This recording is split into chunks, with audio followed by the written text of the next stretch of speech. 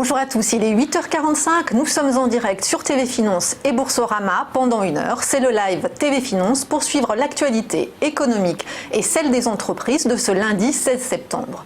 Au sommaire de l'émission des invités, nous recevrons tout à l'heure Valentine Bruyésière, responsable produit chez Digital Ant Lab, une start-up spécialisée dans l'expertise et le conseil en intelligence artificielle.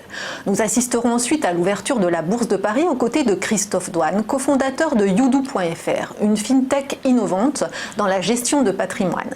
Puis Antoine Quesada, trader, formateur et coach, nous présentera les market movers du jour. Jérôme Malavoie, président fondateur de Transparency One, nous parlera ensuite de transparence et d'éthique au sein des grandes entreprises internationales. Adrian Dirnil, président fondateur de l'agence Eurobusiness Media, nous dévoilera les meilleures techniques de communication face aux médias et aux investisseurs. Enfin, Nathalie Chaponnet, fondatrice de Scaling Up, nous expliquera comment une entreprise doit gérer sa phase de croissance pour transformer l'essai sur le long terme.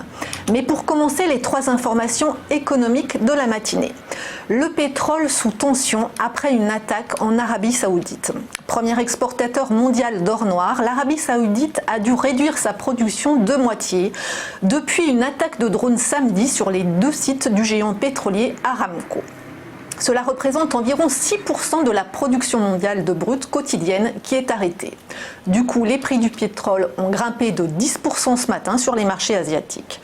L'Arabie Saoudite est mobilisée pour établir sa production le plus vite possible et en attendant, Aramco puisera dans ses stocks pour compenser partiellement la baisse de production.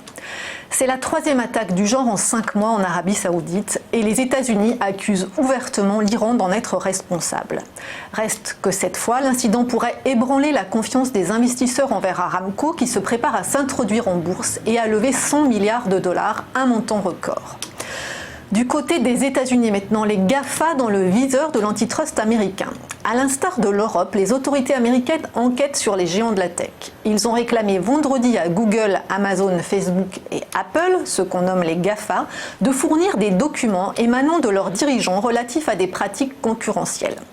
Les 4 entreprises ont jusqu'au 14 octobre pour présenter les emails du PDG d'Amazon, Jeff Bezos, de celui de Facebook, Mark Zuckerberg, du patron d'Apple, Tim Cook, et des dirigeants de Google, de sa maison mère Alphabet et de sa plateforme YouTube. L'enquête cherche à prouver que ces grandes entreprises se sont accaparées une part démesurée du commerce en ligne et des communications. Les GAFA font l'objet d'autres investigations lancées par le gouvernement américain et la FTC, l'autorité de régulation des communications. On reste du côté de la tech, bataille autour du Libra de Facebook. Selon le Financial Times, des représentants du Libra, la future crypto-monnaie de Facebook, rencontreront pour la première fois aujourd'hui à Bâle les responsables des 26 banques centrales de l'Union européenne, y compris celle d'Angleterre. La partie est loin d'être gagnée pour Facebook puisque les Européens considèrent le Libra ou toute autre crypto-monnaie d'ailleurs risquée pour leur système financier et la souveraineté des gouvernements. Déjà vendredi, Paris et Berlin avaient annoncé qu'ils s'opposeraient au lancement de ce projet en Europe. Les fondateurs de Libra répondront néanmoins à des questions clés sur le champ d'application et la conception de leur monnaie. Les conclusions seront ensuite intégrées dans un rapport pour les ministres des Finances du G7. Retour maintenant à la Bourse de Paris. En préouverture, le CAC 40 est attendu en baisse, affecté par le ralentissement de la croissance en Chine et la flambée des prix du pétrole. Vendredi, l'indice parisien a terminé sur un plus haut annuel de 5655 points. Wall Street a fini la semaine hésitante avant la réunion de politique monétaire de la Fed mercredi. Le Dow Jones et le Nasdaq ont clôturé à respectivement 27 219 et 8 176 points. Aujourd'hui, la bourse de Tokyo est fermée. Sur le marché d'échange, l'euro se maintient sous la barre des 1,11 $. Côté pétrole, on l'a vu, ça flambe de 10% ce matin.